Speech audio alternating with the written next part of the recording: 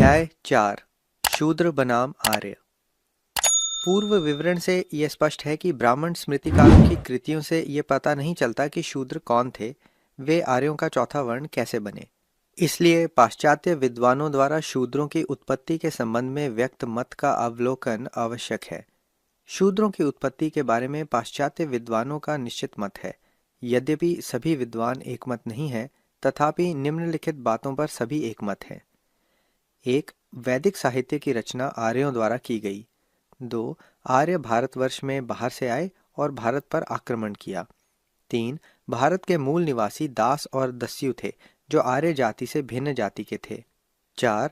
आर्य गौर वर्ण के थे और दास तथा दस्यु श्याम वर्ण के थे। 5. आर्यों ने दास और दस्युओं पर विजय पाई। 6. दास और दस्युओं के पराजित किए जाने और दास बना लिए जाने पर ही वे शूद्र कहलाए। 7. शारीरिक रंग के पक्षपाती आर्यों ने चातुर्वर्ण्य व्यवस्था को जन्म देकर गोरे रंग और काले रंग वाली जातियों को सदा सदा के लिए अलग कर दिया। भारतीय आर्यों के समुदाय में शूद्रों की उत्पत्ति के संबंध में पाश्चात्य विद्वानों का मत कितना युक्ति संगत है, ये बात अलग है, किंतु यह निर्विवाद रूप से कहा जा सकता है कि ब्राह्म्यवादी सिद्धांतों की आम स्थिति को दैवी आदेश से आरोपित जटिल और रहस्यपूर्ण व्याख्याओं के अध्ययन के उपरांत एक ऐसे सिद्धांत की आवश्यकता होगी जो इस विषय में तर्कसंगत और स्वाभाविक व्याख्या प्रस्तुत कर सके। ब्राह्मणी सिद्धांत क्षुद्र दृष्टि, तर्कहीन तथा निरर्थक होने के सिवाय और कुछ नहीं है, अन्यथा वे समस्याओं को ज्यों का त्यों न छोड़ देते। कम से कम पाश्चात्य विद्वानों के मत ऐसे नहीं हैं। किसी भी सिद्धांत की सत्यता की परख उसके तर्क संगत साक्ष्यों या प्रमाणों से स्थापित होती है। पाश्चात्य विद्वानों के सिद्धांतों का मुख्य आधार आर्य नामक जाति है, अतः सर्वप्रथम इसको ही लेते हैं। आर्य कौन थे? इससे पूर्व आर्य शब्द का अर्थ जान लेना जरूरी है, अन्यथा प्रजाति यानी नस्ल के संबंध में गलती हो सकती है। इस संबंध में सर्वोत्तम उदाहरण यहूदियों का है। ऊपरी तौर पर वे अलग प्रजाति लगते हैं, परंतु विशेषज्ञ क्या कहते हैं? यहूदियों के विषय में प्रोफेसर रिप्ले का मत है, जब हमारा अंतिम निष्कर्ष है, यह विरोधाभास है परंतु सत्य है। हम स्वीकार करते हैं कि यहूदी प्रजाति नहीं है, परंतु अंतोगत्वा वे एक समुदाय है। इनके चेहरे से इसकी पुष्टि होती है। किंतु जहाँ तक अन्य विशिष्टताओं का प्रश्न है, हमारा विश्वास है कि उनके अंगों की रचना निस्संदेह उनकी शूद्र रक्तीय अनुपम शरीर रचना के बनाए उनकी वंशानुगत विशिष्टता है। प्रजाति यानी नस्ल क्या है? किसी जाति की परिभाषा उसके लोगों की वंशानुगत विशिष्ट शारीरिक बनावट से होती है। कभी यह विश्वास किया जाता था कि निम्नांकित विशेषताओं से प्रजाति का निर्धारण होता है। 1. सिर की आकृति, 2. बालों और आंखों का रंग, 3. त्वचा का रंग और 4. आकार यानी शरीर का गठन। आज का मापदंड रजकता और आकृति की विशिष्टताओं पर आधारित है, जो जलवायु और निवास अनुसार बदल जाती है। इसलिए इनसे प्रजाति निर्धारित नहीं हो सकती। एकमात्र विश्वसनीय विशिष्टता सिर की आकृति है, जिसका अर्थ है लंबाई, चौड़ाई और ऊंचाई का सामान्य अनुपात। इसी कारण नृविज्ञान शास्त्री और प्रजाति वैज्ञानिक प्रजाति का निर्धारण करने का सर्वश्रेष्ठ ढंग इसे मानते हैं। नृविज्ञान शास्त्रियों ने प्रजाति निर्धारण के लिए सिर की बनावट का जो सिद्धांत निर्धारित किया है, वह सटीक विज्ञान है। इसे नृविज्ञान शास्त्र कहते हैं। इस विधि के अनुसार सिर की आकृति नापने के लिए 2 मापदंड रखे हैं, 1 शीर्ष आकृति और 2 चेहरे की आकृति। इसी से जाति का निर्धारण होता है। शीर्ष स्थिति कानों के ऊपर रखी गई है और माथे से गुद्दी तक नापी जाती है। इसके अनुसार मान लें, यद्यपि लंबाई 100 है, चौड़ाई को उसका अंश माना गया है। यदि सिर अनुपातिक रूप से चौड़ा है, ऊपर से पूरी तरह गोल है, इससे शीर्ष स्थल बढ़ जाता है। जब यह 80 से ऊपर होता है तो उस खोपड़ी को लघु शिरस्क कहा जाता है। जब यह 75 से कम होता है तो उसे दीर्घ शिरस्क कहते हैं। 75 से 80 के बीच के आकार वाले को मध्य शिरस्क कहते हैं। यह पारिभाषिक शब्दावली है। साहित्य में प्रजाति के सवाल में यही प्रचलित हो गए हैं। इससे अनभिज्ञ रहने पर स्थिति स्पष्ट नहीं होती। यदि हम इनका प्रचलित नाम न देंगे तो यह त्रुटि होगी। मध्य शिरस्क का समानांतर शब्द दरमियाना है। कपाल की चौड़ाई माथे की 3/4 से 4/5 होनी चाहिए। दीर्घ शिरस्क का अर्थ है लंबी खोपड़ी कपाल की चौड़ाई लंबाई का 4/5 होना चाहिए। चेहरे की स्थिति सिर के अनुपात में मुखाकृति से संबंध होती है। आमतौर पर यह पाया जाता है कि अपेक्षाकृत बड़ी खोपड़ी वाले की मुखाकृति गोल होती है, जिसमें गाल की हड्डी ठोड़ी से माथे की ऊंचाई के अनुरूप होती है। माप लेने में एकरूपता न होने के कारण सही तुलना नहीं हो पाती है। फिर भी यह नियम निरापद है, अर्थात लंबी खोपड़ी अंडाकार चेहरा, छोटी खोपड़ी तो गोल चेहरा। नृविज्ञान के इन मापदंडों को अपनाते हुए प्रजातियों के संबंध में उत्कृष्ट विद्वान इस निष्कर्ष पर पहुंचे हैं कि यूरोप के लोग खोपड़ी और मुखाकृति की दृष्टि से 3 भागों में बांटे जा सकते हैं, जो अलग से तालिका में दिए गए हैं। क्या कोई आर्य प्रजाति शारीरिक दृष्टि से इस श्रेणी में आती है? इस विषय में 2 मत हैं। एक मत आर्य जाति के अस्तित्व के संबंध में है। इसके अनुसार आर्य जाति की खोपड़ी अपेक्षाकृत लंबी है, उसकी सीधी नाक है, चेहरा लंबोतरा है, चेहरे की हड्डियां उठी हैं, लंबाई पर्याप्त है, सामान्यतः सुगठित बलिष्ठ शरीर है। दूसरा मत प्रोफेसर मैक्समूलर का है। उनके अनुसार ये शब्द 3 अर्थों में प्रयुक्त हुआ है, इसलिए उन्होंने अपने व्याख्यान साइंस ऑफ लैंग्वेज में कहा है, अर अथवा अरा प्राचीन शब्द है जिसका अर्थ ज्योति हुई भूमि है। ये शब्द संस्कृत भाषा से लुप्त हो गए हैं, किंतु ग्रीक भाषा में एरा के रूप में आज भी सुरक्षित है। अतः आर्य का वास्तविक अर्थ गृहस्थ कृषक हो सकता है। वैश्य शब्द की उत्पत्ति गृहस्थ के पर्याय विश्व से है। मनुपुत्री ईड़ा का अर्थ भी ज्योति हुई या खोदी हुई भूमि है और संभवतः यह अरा का परिवर्तित स्वरूप ही है। दूसरे शब्दों में यह आभास होता है कि वह जमीन जोतते हैं। इस संबंध में मैक्समूलर का विचार है, आर्य का अर्थ है भूमि को जोतने वाला। ऐसा प्रतीत होता है कि आर्यों ने अपने लिए इस नाम का चयन किया होगा। अश्व की भांति त्वरित गति से खानाबदोश जाति तुरानी इसका प्रत्यक्ष उदाहरण है। तीसरे आर्य अर्थ का उपयोग सामान्यतः वैश्य यानी कृषक जाति के लिए किया गया है। इस विषय में मैक्समूलर पाणिनि पर निर्भर करते हैं। आर्य शब्द का चौथा अर्थ श्रेष्ठ कुल में उत्पन्न भी होता है। मैक्समूलर का मत है, आर्य कोई जाति या नस्ल नहीं वरन एक भाषा है। इसका आशय भाषा के सिवाय कुछ नहीं, उसे बोलने वाला आर्य है। मैं बार बार कह चुका हूं कि आर्य शब्द का संबंध ना रक्त से है, ना शारीरिक ढांचे से, ना बालों से और ना कपाल से। मेरा सीधा तात्पर्य है, जो आर्य भाषा बोलते हैं वे ही आर्य हैं। यही बात हिंदुओं, यूनानियों, रोमनों, जर्मनों और स्लावों पर लागू होती है। जब मैं उनका जिक्र करता हूँ तो मेरा उनके किसी विशिष्ट शारीरिक लक्षण से कोई तात्पर्य नहीं है।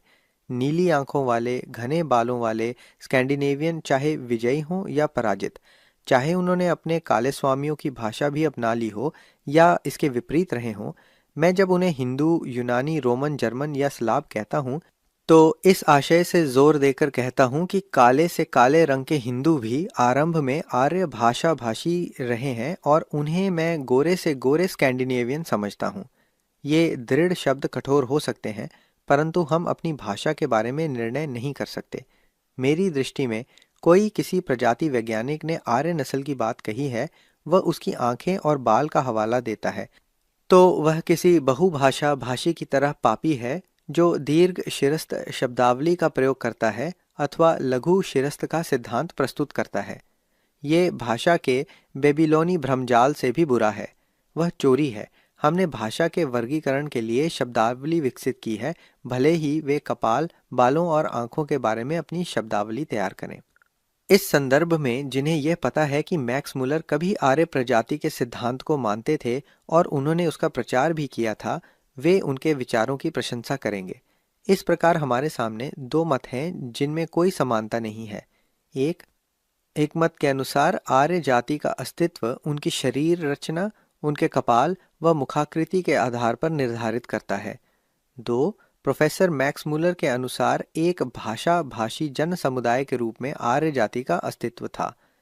मतों के विरोधाभास की दृष्टि से ये प्रश्न उत्पन्न होता है कि वैदिक साहित्य में क्या साक्ष्य उपलब्ध है। वैदिक साहित्य के विवेचन से पता चलता है कि ऋग्वेद में आर्य और अर्य दोनों शब्दों का प्रयोग किया गया है। एक दीर्घ आ के साथ है, दूसरा ह्रस्व अ के साथ। अर्य शब्द का प्रयोग ऋग्वेद में 88 बार हुआ है। इसका उपयोग 4 विविध अर्थों, 1 शत्रु, 2 संभ्रांत नागरिक, 3 भारत देश का नाम और 4 स्वामी, वैश्य अथवा नागरिक के अर्थ में किया गया है। आर्य शब्द 31 बार आया है, किंतु इसका उपयोग कहीं भी जाति के अर्थ में नहीं किया गया है। उपरोक्त चर्चा से यह सिद्ध होता है कि वेदों में अर्य या आर्य का शब्द उल्लेख जाति के अर्थ में कहीं भी नहीं किया गया। अतः आर्य या अर्य का अर्थ किसी जाति विशेष का नाम या संबोधन नहीं है। अब यह प्रश्न उठाया जा सकता है कि मानव शरीर रचना शास्त्र का साक्ष्य क्या है। आर्य जाति की पहचान के लिए केवल लंबे सिर का होना ही पर्याप्त नहीं। प्रोफेसर रिप्ले ने लंबे सिर वाली 2 जातियों का उल्लेख किया है, अतः हमारा यह प्रश्न अभी बरकरार है। अब हम अगला आधार लेते हैं। आर्य बाहर से आए, उन्होंने भारत पर आक्रमण किया और यहाँ के मूल निवासियों पर विजय प्राप्त की। बेहतर होगा कि इन प्रश्नों को हम अलग अलग ही लें। आर्य जाति भारत में कहाँ से आई? आर्य जाति के मूल स्थान का पता लगाने के बारे में बहुत भ्रामक विचार हैं। बेनफे के अनुसार आर्यों के मूल स्थान का निर्धारण समान शब्दावली के आधार पर किया जाना चाहिए। प्रोफेसर आइजक टेलर ने उनके इन विचारों का सार संक्षेप में इन शब्दों में किया है। समस्त आर्यों की भाषा में समान शब्दावली इस बात का संकेत दे सकती है कि उस मूल भाषा के शाखाओं में बंट जाने के पूर्व उनका आरंभिक प्रदेश कौन सा था। उन्होंने कहा है कि कुछ पशुओं और वृक्षों के नाम जैसे बीच और भुर्ज वृक्ष तथा पशु, भालू और भेड़िया ऐसे शब्द हैं जिनसे आदिम आर्य भली भांति परिचित थे और ये सभी कटिबंधीय जलवायु से मिलते हैं और विशेषतः यूरोप में, जबकि दक्षिण एशिया के पशु और वृक्ष हैं बाघ और ताड़, जिनसे केवल भारतीय और ईरानी परिचित थे। उनका कहना है कि आदिम आर्यों की भाषा में बाघ और सिंह जैसे इन एशियाई जंगली जानवर अथवा एशिया का प्रमुख भारवाही पशु ऊंट समान नामों के आर्य शब्दावली में न होने से इस सिद्धांत को स्वीकार नहीं किया जा सकता कि आर्य कैस्पियन सागर के पूर्वी क्षेत्र से आए, क्योंकि यूनानी सिंह को सामी नाम से जानते हैं और भारतीय नाम का मूल आर्य मूल से मेल नहीं खाता। इससे यह तर्क उभरता है कि सिंह यूनानियों और भारतीयों के लिए समान नहीं है। बेनफे का कथन सार्थक सिद्ध हुआ। गीजर ने उनका समर्थन किया, परंतु उन्होंने आर्यों का मूल स्थान बेनफे से भिन्न कृष्ण सागर के उत्तम पश्चिम मध्य पश्चिम जर्मनी में बताया। गीजर का तर्क महत्वहीन नहीं था। उनका निष्कर्ष मोटे तौर पर वृक्षों के नामों पर आधारित है जो आदिम आर्यों की भाषा में मौजूद हैं। रुई और बेंत, अंगू और भिदूर पहाड़ी बादाम के अतिरिक्त उनकी दृष्टि में भुर्ज, बीच और शाहबलूत शब्दों का उपयोग निर्णायक है। क्योंकि यूनान का फिगो शाहबलूत का समकक्ष है, वह जर्मन बीच से मिलता है और लेटिन का फेग ये संदेश देता है कि यूनानी बीज के देश से शाहबलूत के देश में आए और एक फलदार वृक्ष का नाम दूसरे वृक्ष को दे दिया गया। दूसरा मत यह है कि आर्यों का मूल स्थान कॉकेशिया था, क्योंकि आर्यों की तरह कॉकेशियाइयों का रंग साफ और भूरे बाल होते हैं। उनकी नाक ऊंची होती है और चेहरा खूबसूरत होता है। इस संबंध में रिप्ले का कथन उल्लेखनीय है। इस विषय में प्रोफेसर रिप्ले कहते हैं, कॉकेशिया के मिथ्य नाम का अनर्गल प्रलाप जो पश्चिम यूरोप की नीली आंखों और भूरे बालों वाली आर्य प्रजाति के लिए किया गया है, उससे 2 निर्विवाद तथ्यों का पता चलता है। पहला तो ये कि इस प्रकार की शारीरिक बनावट कॉकेशिया में सैकड़ों मील तक नहीं मिलती, और दूसरे ये कि कहीं भी कॉकेशियाई श्रृंखला किसी एक कबीले से संबंध नहीं है जो पूरी तरह आर्यों की भाषा की तरह विभक्ति प्रधान हो। यहाँ तक कि ओसेटस भी, जिनकी भाषा ही एकमात्र विभक्ति प्रधान भाषा है, शायद ये दावा नहीं करते कि वे आर्य हैं, और यदि ओसेटियन आर्य हैं भी तो इसके कई कारण हो सकते हैं। ईरान से आए, आव्रजक हैं और मूल कॉकेशियाई बिल्कुल नहीं है। उनके सिर की आकृति उनके अधिकार में आए क्षेत्रों के लोगों के समान है। टेरील दर्रा दक्षिणी श्रृंखला के लोगों के समान होने की अटकल है। सभी बातों को देखते हुए कि ओसेटस आर्य हों या ना हों, उनका अन्य लोगों से अधिक साम्य नहीं बैठता। इनमें इतना शरीर सौष्ठव नहीं है जितना इस क्षेत्र के लोगों का है। इनका व्यवसाय देखते हुए ना ही ये इतने साहसी हैं और उनमें रूसियों के समान प्रतिरोध के चिन्ह भी नहीं है। ये सच नहीं है कि कॉकेशियन कुछ सीमा तक विशिष्ट हैं। दरअसल इनमें कोई विशिष्टता नहीं है। यूरेशियाई भाषा भाषी इस नाम से जाने जाते हैं। जैसा कि हमने कहा है, गोरांग, सुनहरी बालों वाले, लंबी कद काठी वाले लोगों को आर्य कहा जाता है। यह सब भ्रामक है, बल्कि अविश्वसनीय है। कॉकेशिया संस्कृति भाषा या रीति रिवाजों और शारीरिक विशिष्टताओं का पालना नहीं, कब्रिस्तान है। हमें यह जान लेना चाहिए कि संसार में आरंभ से ही अन्यत्र इतनी विविधताएं नहीं है जितनी यहाँ है, चाहे वह भाषा का प्रश्न हो या धर्म का। कॉकेशिया पर्वतमाला में यह मिश्रण मौजूद है। तिलक ने कहा है कि आर्य प्रजाति का मूल स्थान आर्कटिक क्षेत्र है। उनके सिद्धांत का उन्हीं के शब्दों में सार दिया जा रहा है। वे खगोल विज्ञान और जलवायु तत्वों से आरंभ करते हैं। उनके अनुसार ये क्षेत्र उत्तरी ध्रुव है। उनका कहना है, दो लक्षण अथवा भिन्नताएं हैं। एक उसके लिए जब कोई अध्येता उत्तरी ध्रुव से अध्ययन करता है, और दूसरा उसके लिए जो परिध्रुवीय क्षेत्र से देखता है या उत्तरी ध्रुव और आर्कटिक वृत्त से देखता है। तिलक की दृष्टि में दो भिन्नताएं आती हैं, ध्रुवीय और परिध्रुवीय। वे इसका सार इस प्रकार देते हैं। एक, ध्रुवीय लक्षण। एक, सूर्य दक्षिण से निकलता है। दो, तारों का उदय और अस्त नहीं होता, बल्कि वे गोलाकार चक्कर लगाते रहते हैं। वे दिगंत का चक्कर 24 घंटे में पूरा करते हैं। पूरे वर्ष उत्तरी गोलार्ध और आकाश ही दृष्टिगत होता है और दक्षिणी गोलार्ध तथा आकाश लुप्त रहता है। 3, एक वर्ष में एक दीर्घ दिवस और दीर्घ रात्रि ही होती है। दोनों रात और दिन 6-6 महीने के होते हैं। 4, वहाँ मात्र एक सुबह और एक ही शाम होती है, अर्थात सूर्य का वर्ष भर में एक ही उदय व अस्त होता है, किंतु प्रभात का प्रकाश अथवा संध्या का धुंधला प्रकाश लगातार 2 महीने रहता है। परंतु हमारे यहाँ की भांति प्रभात अथवा संध्या का झिटपुट अंतरिक्ष के एक ही भाग तक सीमित नहीं है, बल्कि वह अंतरिक्ष में वृत्तवत चलायमान रहता है, जैसे कि कुम्हार का चाक, और 24 घंटे में एक चक्कर पूरा करता है। सवेरे प्रकाश के ये चक्कर जारी रहते हैं जब तक कि सौर गोला अंतरिक्ष के ऊपर न आ जाए। फिर सूर्य 6 महीने इसी दशा में रहता है। वह अस्त हुए बिना घूमता है और 24 घंटे में एक चक्कर पूरा करता है। 2, परिध्रुवीय लक्षण। 1, सूर्य सदा परम बिंदु के दक्षिण में रहेगा, परंतु देखने वाला शीतोष्ण कटिबंध से भी देखे तो इसके विशेष लक्षण नजर नहीं आएंगे। 2, अनेक तारागण परिध्रुवीय हैं। परिभ्रमण के अधिकांश समय वे क्षितिज के ऊपर रहते हैं, इसलिए सदा दिखाई पड़ते हैं। शेष तारागण का शीतोष्ण कटिबंध में उदय अस्त होता रहता है, परंतु वे वक्र गति में घूमते हैं। 3, वर्ष के 3 भाग होते हैं। एक अनवरत दीर्घ रात्रि जो मकर संक्रांति में आरंभ होती है और अक्षांश के अनुसार 24 घंटे से अधिक और 6 मास से कम समय तक रहती है। 2, इतना ही अनवरत और दीर्घ दिन जो उष्ण कटिबंध में होता है।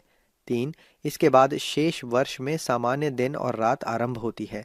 एक रात्रि या एक दिवस 24 घंटे से अधिक नहीं होते।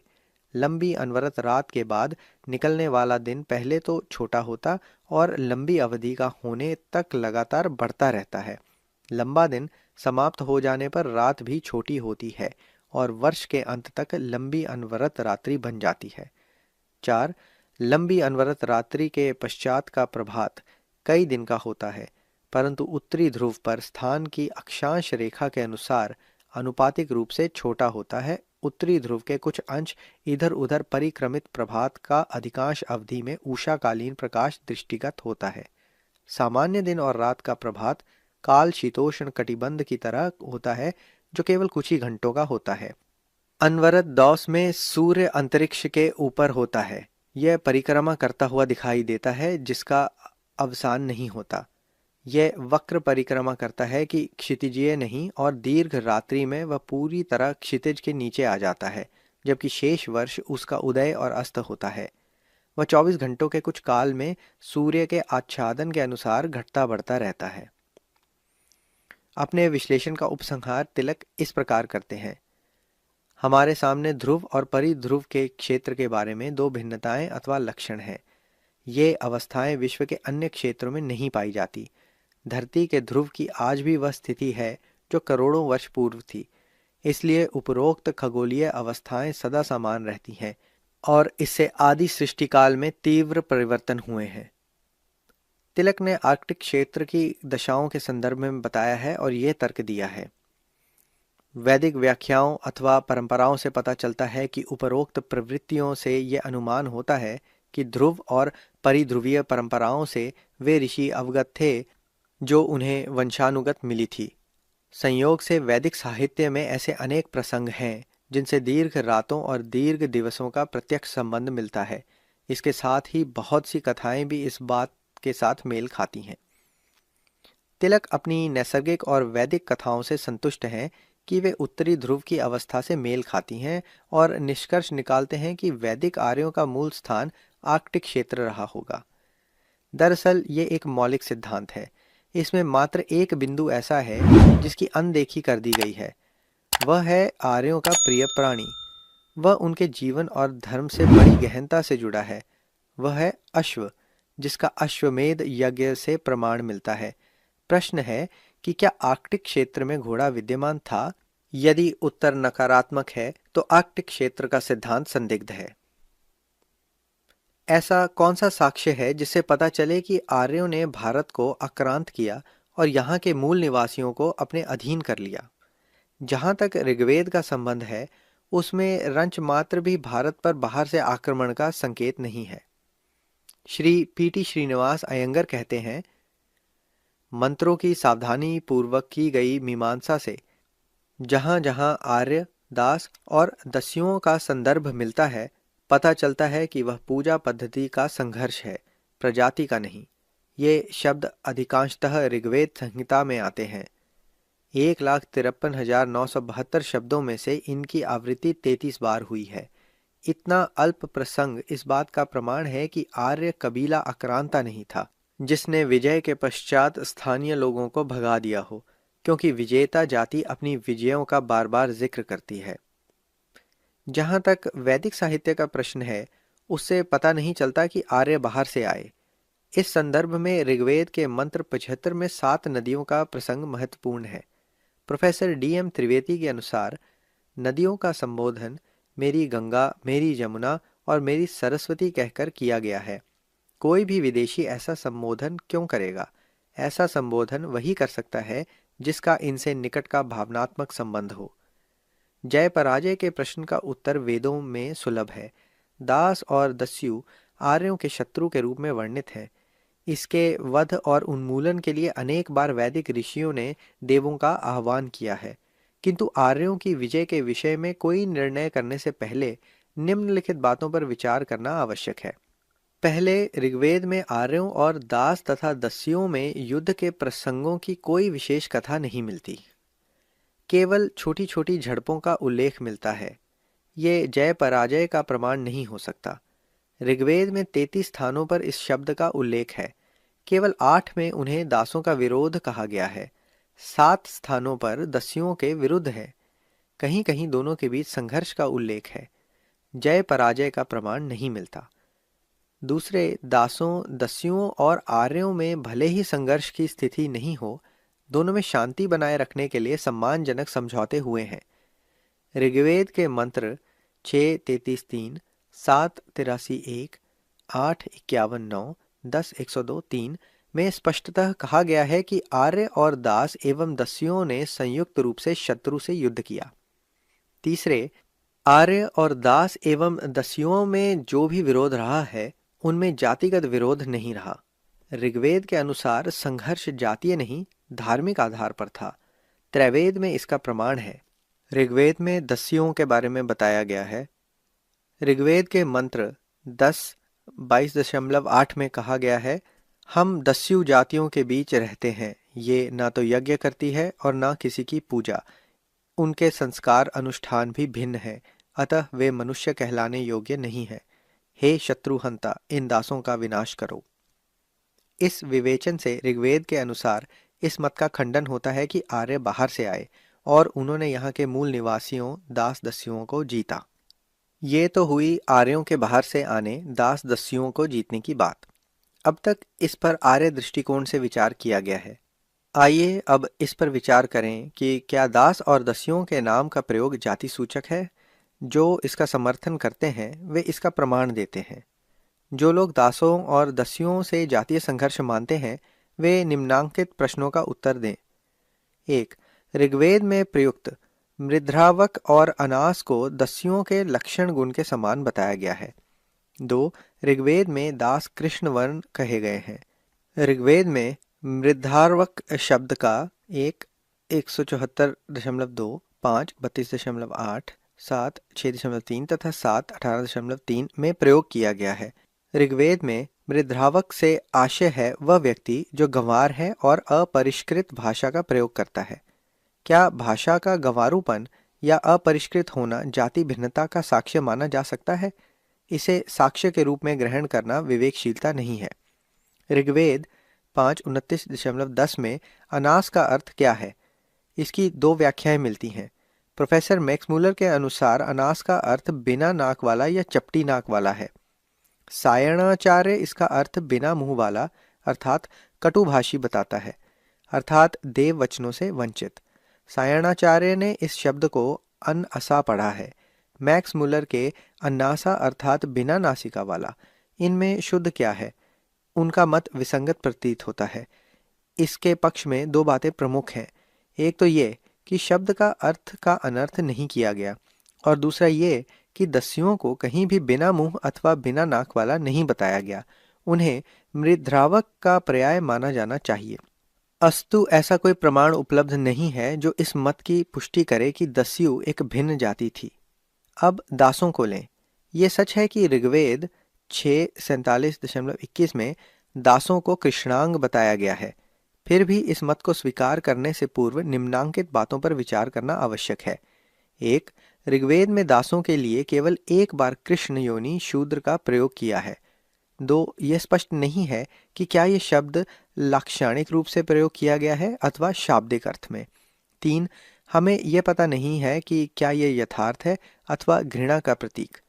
जब तक इन प्रश्नों का समुचित उत्तर न मिले यह मत स्वीकार करना संभव नहीं कि दासों को कृष्ण योनि का कहा जाने मात्र से उन्हें काले रंग की जाति माना जाए। देखिए ऋग्वेद के निम्नांकित मंत्र। 1. ऋग्वेद 6:22.10 हे वज्री, तुमने दासों को आर्य बनाया है, अपनी शक्ति से बुरे को अच्छा बनाया है। हमें भी यही शक्ति दो जिससे हम शत्रुओं पर विजय पा सकें। 2. ऋग्वेद 10:49.3 इंद्र कहते हैं, मैंने दस्युओं को आर्य संबोधन से वंचित कर दिया है। 3. ऋग्वेद 1:15.108 हे इंद्र, यह मालूम करो कि आर्य कौन है और दस्यु कौन, इनको पृथक करो। इन मंत्रों से क्या पता चलता है? उनसे यह स्थापित होता है कि आर्यों और दासों तथा दस्युओं के बीच अंतर ना तो प्रजातीय था और ना ही शारीरिक बनावट का। इसीलिए दास और दस्यु आर्य कहे जा सकते हैं। अतः इंद्र से कहा गया कि उन्हें आर्यों से अलग किया जाए। पश्चिमी लेखकों द्वारा आर्य जाति के विषय में प्रतिपादित सिद्धांत का आधार निर्मूल है। ये आश्चर्य की बात है क्योंकि पश्चिमी विद्वानों के निष्कर्ष आमतौर पर गहन गवेषणा और विश्लेषण पर आधारित होते हैं। इस सिद्धांत पर वे क्यों विफल रहे, ये जानना महत्वपूर्ण है कि वे क्यों असफल रहे। ध्यान से निरूपण करने पर पता चलता है कि वे दोहरी भ्रांतियों से ग्रसित हैं। पहली बात तो ये है कि वे खुशफहमियों और उन पर आधारित अटकलों से ग्रस्त रहे। दूसरी बात यह है कि ये सिद्धांत वैज्ञानिक अनुसंधानों के प्रतिकूल हो गए। इस कारण तथ्य प्रकट न हो सके। इसके विपरीत उन्होंने इसे सिद्ध करने के लिए पूर्व निर्णित और चुनिंदा सिद्धांत अपनाए। आर्य जाति का सिद्धांत अनुमान के सिवाय कुछ नहीं है। ये डॉक्टर बोप के दार्शनिक विचारों पर आधारित है जो उन्होंने सन 1835 में प्रकाशित अपनी युगांतकारी पुस्तक कंपैरेटिव ग्रामर में प्रकट किए हैं। इस पुस्तक में डॉक्टर बोप ने लिखा है कि यूरोप की अधिकांश और एशिया की कुछ भाषाओं से पता चलता है कि उनके पूर्वज एक ही थे। जिन भाषाओं की ओर डॉक्टर बोप ने संकेत किया है वे भारत जर्मन भाषाएं कहलाती हैं। इन्हें समुच्चय रूप से आर्य भाषा कहा गया है क्योंकि वैदिक भाषा आर्यों का उल्लेख करती है और वह भारत जर्मन भाषा परिवार से संबंध है। यही मुख्य सिद्धांत आर्य जाति पर लागू है। इसके दो अनुमान हैं, एक जातियों की एकता और 2 ये प्रजाति आर्य जाति है। तर्क ये है कि यदि भाषाओं का उद्गम समान अनुवांशिक बोलियां है तो ऐसी जाति विद्यमान रही होगी जिसकी वह मातृभाषा रही हो और वह आर्य जाति की आर्य बोली रही होगी। इस तरह पृथक आर्य जाति का अस्तित्व मात्र अनुमान है। इस अनुमान से एक और अनुमान का उदय होता है, जिससे समान मूल स्थान का सिद्धांत प्रतिपादित हुआ। एक तर्क दिया जाता है कि ऐसा कोई भाषा समूह नहीं हो सकता जब तक कि उस भाषा समूह के लोगों का समान आवास और संसर्ग ना रहा हो। इस तरह समान आवास के सिद्धांत का अनुमान एक अन्य अनुमान पर आधारित है। आर्यों के आक्रमण का सिद्धांत एक नया अनुसंधान है। इसकी खोज की आवश्यकता पश्चिमी विद्वानों के इस कथन को सिद्ध करने के लिए पड़ी कि इंडो जर्मन ही वर्तमान मूल आर्यों के मूल प्रतिनिधि हैं। इनका मूल स्थान यूरोप बताया गया है। यहाँ प्रश्न उठता है कि आर्य भाषा भारत में कैसे पहुंची, और इसका उत्तर यही होगा कि आर्य बाहर से आए। इस तरह आक्रमण का सिद्धांत प्रतिपादित हुआ। तीसरी कल्पना एक और भी है कि आर्य एक श्रेष्ठ जाति थी। इस मत का आधार यह विश्वास है कि आर्य यूरोपीय जाति के थे और यूरोपीय होने के नाते वे एशियाई जातियों से श्रेष्ठ हैं। श्रेष्ठता की इस परिकल्पना को यथार्थ सिद्ध करने के लिए भी इस कहानी को गढ़ने की आवश्यकता पड़ी कि यह सोचकर आक्रमण की बात कहने के सिवाय और तरीका नहीं है। इसलिए पश्चिमी लेखकों ने यह कहानी रची कि आर्यों ने आक्रमण करके दासों और दस्युओं को पराजित किया। चौथा तर्क यह है कि गौर वर्ण होने के कारण यूरोपीय जातियां एशियाई जातियों से घृणा करती हैं, क्योंकि वे श्याम वर्ण होती हैं। आर्यों को यूरोपीय मान लेने से उनके रंग भेद की नीति में विश्वास अनावश्यक हो जाता है और उसका साक्ष्य वे चातुर्वर्णीय व्यवस्था में खोजते हैं। पाश्चात्य विद्वानों के अनुसार वर्ण व्यवस्था रंग भेद का पर्याय है। इन परिकल्पनाओं में कोई भी तथ्यों पर आधारित नहीं है। आर्य जाति के मूल को ही लें। इस सिद्धांत में ये बात ध्यान में नहीं रखी गई है कि शारीरिक बनावट एक बात है और तथ्य अलग हैं। ये संभव है कि यदि कोई जाति शारीरिक बनावट में भिन्न है तो भी उसका कोई मूल स्थान रहा होगा। वह भाषाई दृष्टि से किसी अन्य स्थान की भी हो सकती है। आर्य जाति के मूल का सिद्धांत समान भाषा पर आधारित है और ये मान लिया गया है कि उसकी बनावट भी समान होगी। ये दावा कि आर्य बाहर से आए और भारत पर आक्रमण किया और ये कल्पना कि दास या दस्यु भारत के मूल निवासी थे एकदम गलत है। फिर ये कहना कि चातुर्वर्ण्य व्यवस्था आर्यों की रंगभेद की नीति पर आधारित है यथार्थ से बहुत दूर है। यदि जातीय भेदभाव का आधार रंग ही है तो चारों वर्णों के चार ही रंग होने चाहिए थे जो चातुर्वर्ण्य में शामिल हों। किसी ने नहीं बताया कि वे चार रंग कौन से हैं और वे चार जातियां कौन सी हैं। यह सिद्धांत आर्य और दासों की कल्पना पर आधारित है। पहले को श्वेत और दूसरे को कृष्ण मान लिया गया। आर्य जाति के अभ्युदय के सिद्धांत के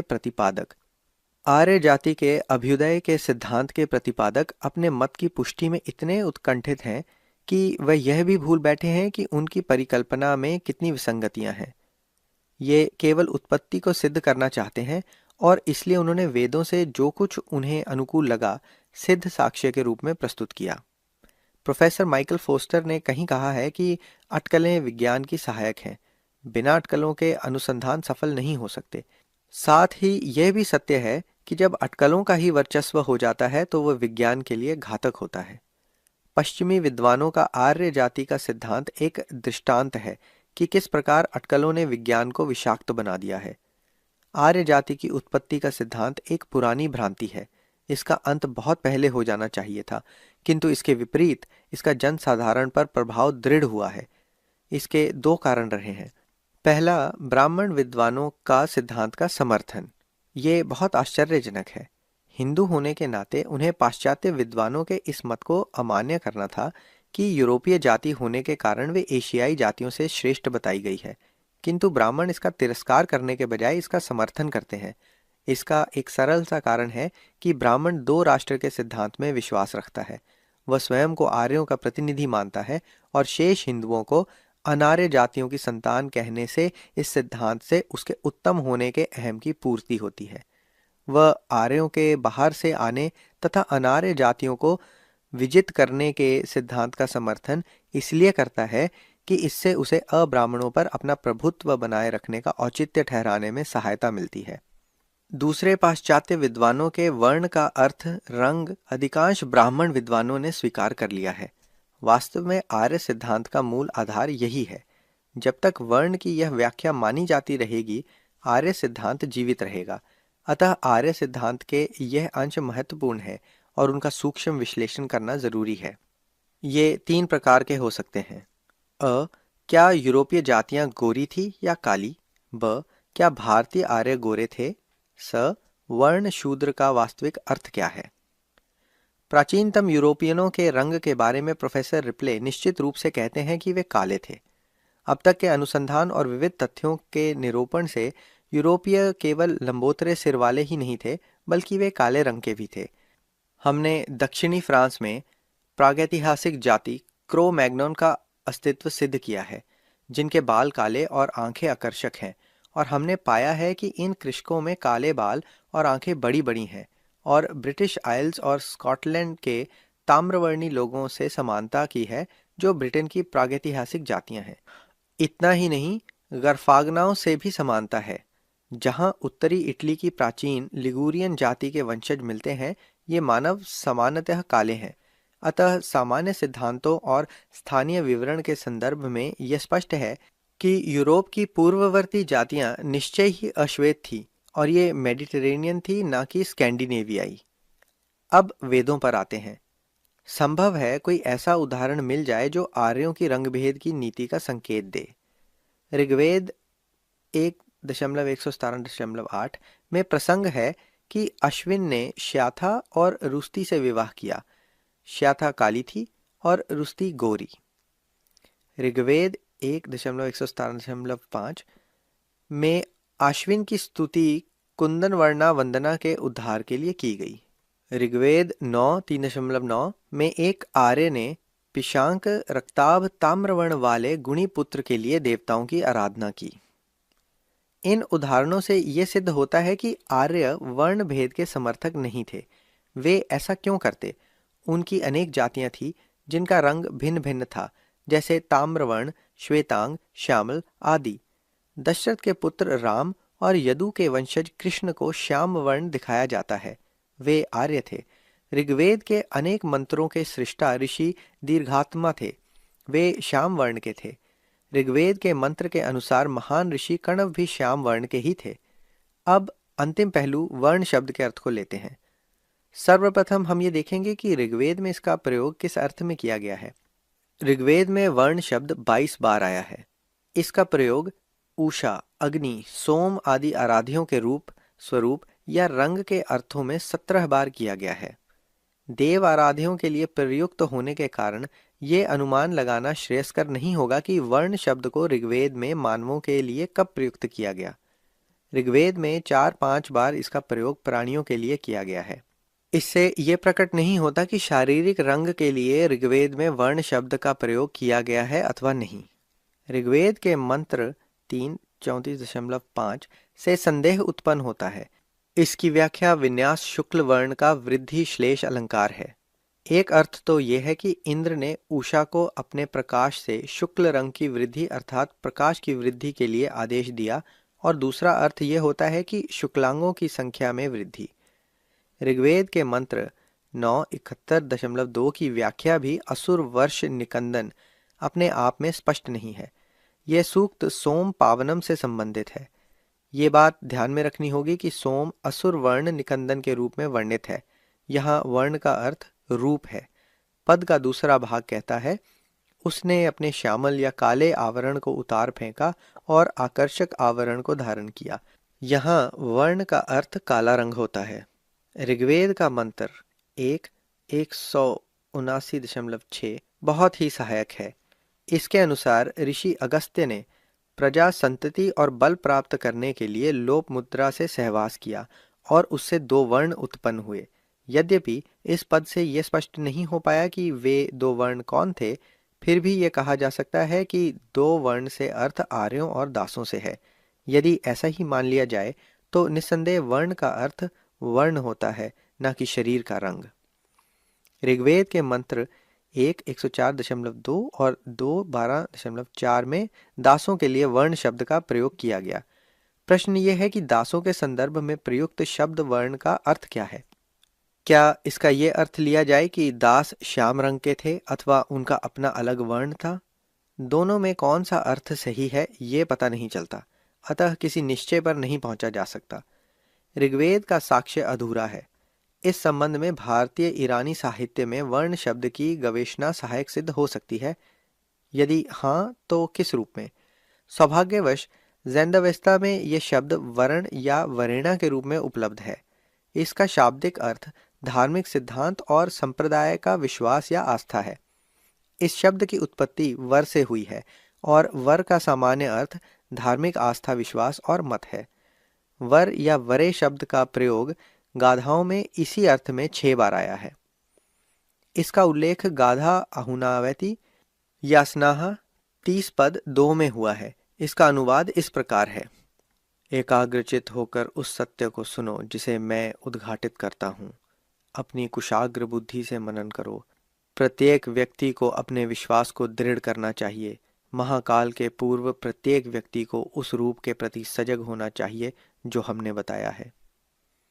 इस गाथा का यह अत्यंत प्रसिद्ध उपदेश है जिसमें ज़रथुस्त्र ने प्रत्येक व्यक्ति को उद्बोधित किया है कि प्रत्येक व्यक्ति को अपनी बुद्धि के बल पर अपनी आस्था निर्धारित करने के लिए स्वतंत्र चिंतन करना चाहिए। इसमें अवरेनाओं शब्द का अर्थ है आस्था और प्रयुक्त शब्द विचिथाया का अर्थ है वर्ण से पूर्व विवेचना। इसका उल्लेख गाथा अहुनावेती यासनाहा 31 पद 11 में है। वरेनेंग शब्द वर्ण का बहुवचन है जिसका अर्थ है आस्था, विश्वास। इस पद में ज़रथुस्ट्रा ने मानव सृष्टि का वर्णन किया है। उसने मानव सृष्टि के उल्लेख के बाद अंतिम पंक्ति में कहा है, मानव को स्वैच्छिक विश्वास दिया गया है। इसका उल्लेख गाथा उद्यटावैसी यासनाहा 45 पद 1 में वर्ण के संबंध में है। उपदेश की अंतिम पंक्ति में ज़रथुस्त्र ने कहा है, दुरास्था शैतान की जबान है। इसका उल्लेख गाथा उद्यटावैती यासनाहा 45 पद 2 में है। उपरोक्त की भांति वर्ण का अर्थ विश्वास, धर्म और आस्था आदि है।